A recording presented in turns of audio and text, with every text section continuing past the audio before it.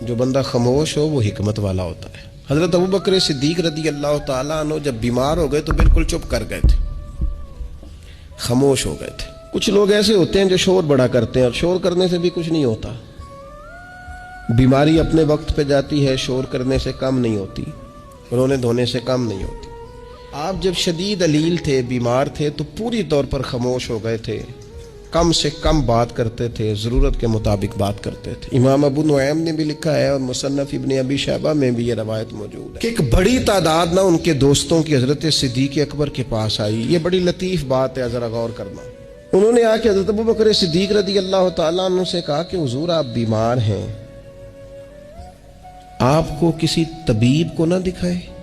حضرت صدیق چپ کر گئے، ایک ایک بندے کا چہرہ دیکھا، پھر نظر جھکا لی، چپ کر گئے۔ نے کہا حضور آپ کو کسی طبیب کو نہ دکھائیں؟ تو ہلکے جملوں میں، تھوڑے لہجے میں، پست آواز میں آنکھیں اٹھائیں، پھر جھکا کے فرمانے لگے طبیب نے مجھے دیکھ لیا ہے۔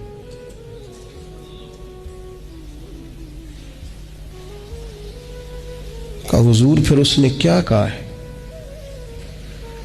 پھر چپ کر گئے۔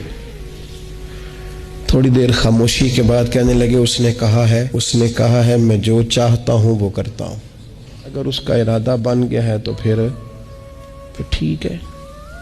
آیا سدا سجنا والوں اسی نال خوشی ٹر چلے، اج ساڈا ملاپ جے ہونا تے ساڈی قسمت بلے بلے۔ طبیب نے دیکھ لیا ہے اور اس نے کہا ہے میں جو چاہتا ہوں سو کرتا ہوں۔